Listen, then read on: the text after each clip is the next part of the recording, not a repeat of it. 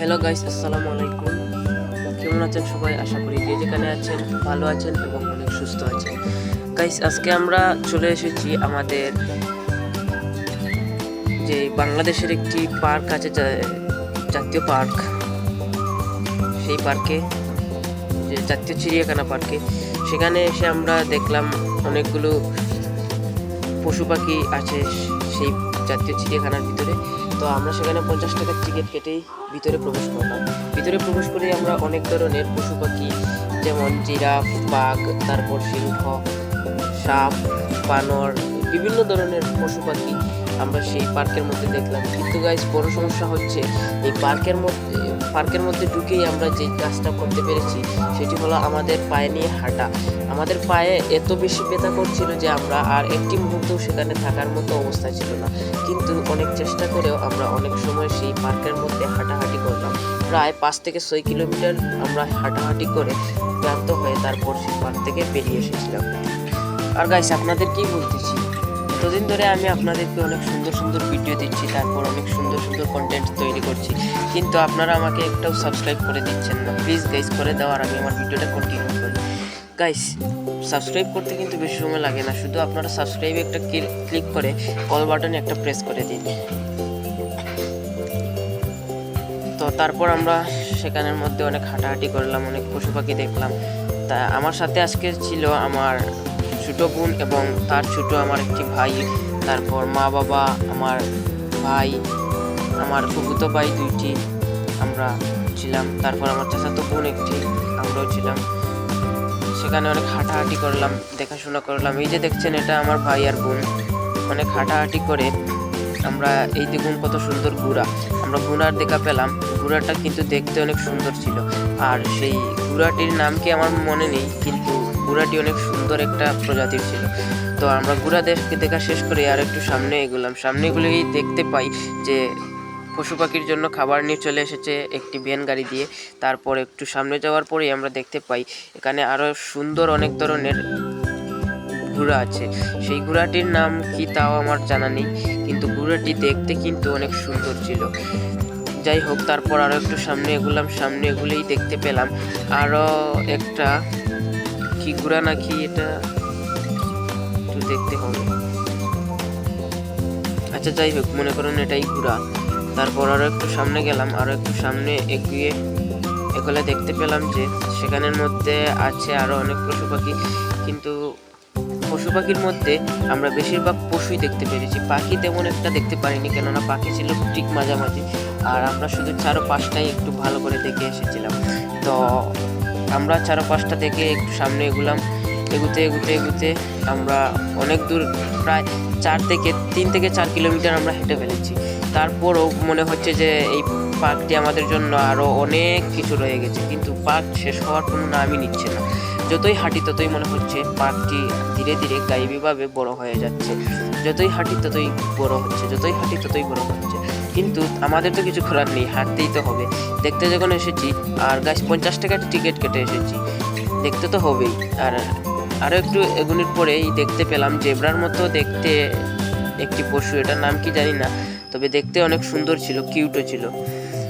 আরও একটু সামনে আমরা যেতে যেতে যেতে দেখতে পেলাম চারদিকে শুধু দেয়াল আর দেয়াল, আর পিছন দিকে অথবা সামনের দিকে একটি করে দরজা আছে, যেই দরজা দিয়ে এই পশু পাখির মধ্যে যারা কর্মচারী আছে তারা ভেতরে প্রবেশ করে এবং পশু পাখিদের খাবার দেয়। দেখা শেষ করে আর একটু সামনে এগোলাম, সেখানেই দেখতে পেলাম যে অনেক মানুষের ভিড়, চান্স পাচ্ছি না আমরা। তারপর অনেক চেষ্টা করে, অনেক খাটোখাটো করে আমরা একটি জাতীয় জাদুঘরে, প্রাণী জাদুঘরে প্রবেশ করলাম, যেটার ইংরেজি নাম হচ্ছে জু মিউজিয়াম। গাইস, আমরা এই পার্কটির মধ্যে ঢুকেছিলাম প্রায় সকাল 10:30 থেকে 11টার মধ্যে, আর আমরা বের হয়েছি প্রায় বিকাল 4:30-4টার দিকে আমরা বের হয়েছিলাম। কিন্তু আসল কথাটি হচ্ছে এই পার্কটি যে এত বড় হওয়ার সত্ত্বেও যদি আগে জানতাম তাহলে এই পার্কের মধ্যে কখনোই আমরা ঢুকতাম না।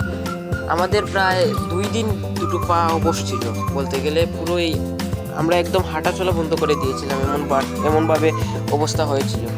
কিন্তু তবুও যেমন মনের মধ্যে কেমন একটা ফিলিংস অনুভূতি করছিল যে পার্কটি দেখতে অনেক সুন্দর ছিল সেই ব্যাপারে। আর এই পার্কটি ছিল আমার পৃথিবীর সবচেয়ে বড় পার্ক। আমার কাছে পৃথিবীর সবচেয়ে বড় পার্ক ছিল, যে এত বড় পার্ক হাঁটতে হাঁটতে মনে হচ্ছিল যে জাহান এখানেই চলে যাবে, এমনভাবে অবস্থা হয়েছিল।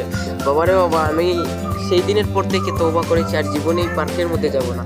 আর এই পার্কের মধ্যে যদি যাই তাহলে গাড়ি নিয়ে ভিতরে প্রবেশ করার চেষ্টা করব, তবু হেঁটে জীবনে কোনোদিন এই পার্কের মধ্যে যাব না। তো যাই হোক গাইস, এতক্ষণ আপনাদের সাথে অনেক মজা করলাম। সত্যি কথা বলতে গাইস, এখন আমরা সেই পার্কটির একদম মাঝামাঝি স্থানে আছি, চিড়িয়াখানার ঠিক মাঝামাঝি জায়গায়। এই ছোট্ট একটি পশুকে দেখে আমার অনেক ভালো লাগলো। পশুটির নাম কি জানি না, তবে দেখেও খুব আমার কাছে কেমন জানি একটা মায়া অনুভূতি করছিল, দেখে আমার কেমন একটা মায়া লাগছিল। তারপর আরও একটু সামনে আমরা হেঁটে চললাম। আমিও একটু প্রায় ক্লান্তি অনুভব করছিলাম। যদি এখানে বিশ্রামের কোনো জায়গা পেতাম তাহলে সেখানেই বিশ্রামের জন্য শুয়ে পড়তাম, এমন অবস্থা হয়েছিল। সেই দিন পর থেকে আর কোনোদিন পার্কের মধ্যে যাইও নি, আর যাবো না। একটু হাঁটতেছি, সামনের দিকে যাচ্ছি। এবার চারোদিকটা আপনাকে দেখাচ্ছি, কত সুন্দর ভিউ দেখুন। আর এটা বিকেল টাইমের ভিউ, বিকেল টাইমে আমরা যাচ্ছি সামনের দিকে, আস্তে আস্তে এগোচ্ছি সামনের দিকে, আর আপনাদের সাথে শেয়ারও করছি। দেখুন, এই যে আমার বাবা সামনের দিকে চলে গেল। এই যে দেখুন আমার বাবা, আমার বোন, তারপর আমার ভাইও আছে, যেটা আপনাদেরকে ভিডিওর শুরুতেই বলেছিলাম। এই যে তারা সামনের দিকে যাচ্ছি। আর দেখুন কত সুন্দর। যতই সামনের দিকে যাচ্ছি মনে হচ্ছে রাস্তাটা আরো তত বাড়তেছে, তত বড় হইতেছে। জানি না কিভাবে বড় হচ্ছে, কিন্তু মনের মধ্যে অনুভূতি হচ্ছে যে যতই সামনের দিকে এগোচ্ছি ততই রাস্তাটা বড় হচ্ছে, যতই রাস্তাটা বড় হচ্ছে।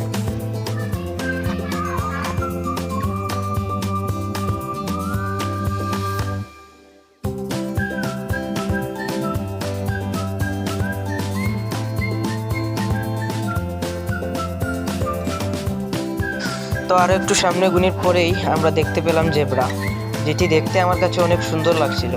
আর দেখুন তারা একসাথে কিভাবে খাচ্ছে, একদম মূর্তির মতো দাঁড়িয়ে আছে, বুঝাই যাচ্ছে না এরা যে জীবন্ত একটা প্রাণী।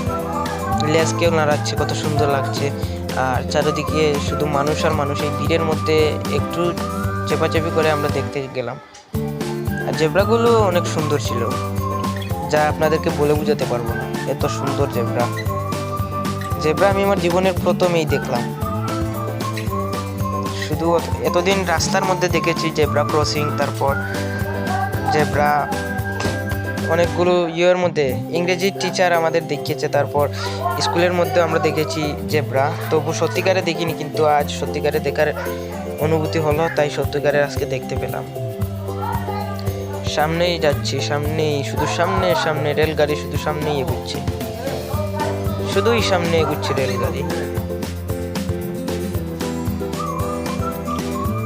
মনে হচ্ছে এখানেই জীবনটা দিয়ে দিতে হবে। বাবারে বাবা, সামনের দিকে যাচ্ছি, আমরা সামনের দিকে যাচ্ছি। এখন আর আমরা দেখাদেখির মুডে নেই।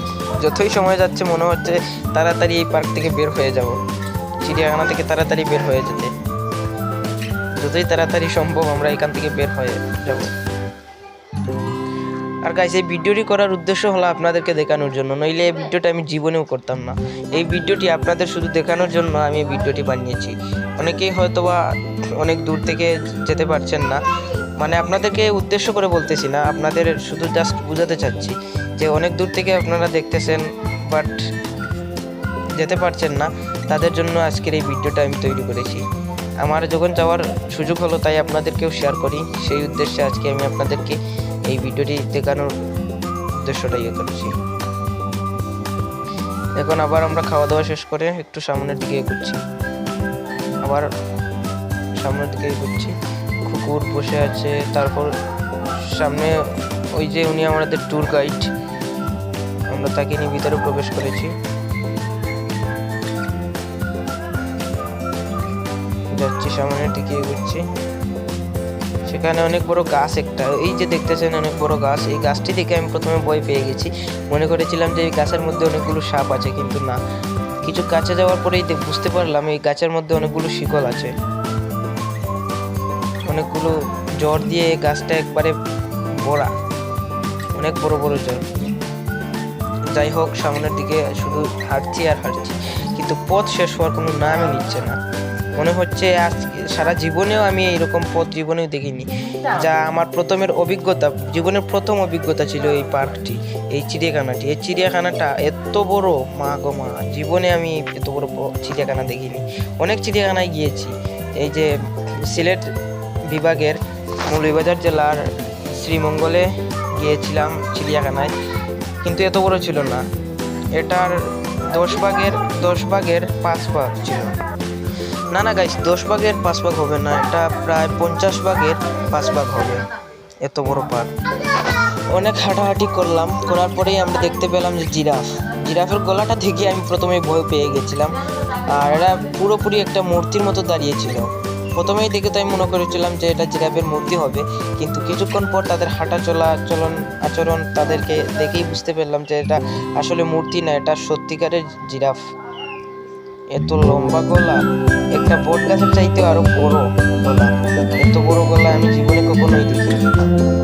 এত বড় গলা, আমি তো প্রথমে ভয় পেয়ে গিয়েছিলাম। আর আপনাদের উদ্দেশ্যে বলতে চাই গাইস, আমার একটাই স্বপ্ন যে আমি বড় একজন ইউটিউবার হব, আর এই স্বপ্নটি আপনারাই আমার পূরণ করবেন। তাই জন্য আপনাদের যারা আমার চ্যানেলটি এখন সাবস্ক্রাইব করে দিয়েছেন তাদেরকে অসংখ্য ধন্যবাদ। আর আজকের ব্লগটি ছিল এই পর্যন্ত। সবাই ভালো থাকবেন, সুস্থ থাকবেন, আল্লাহ হাফেজ।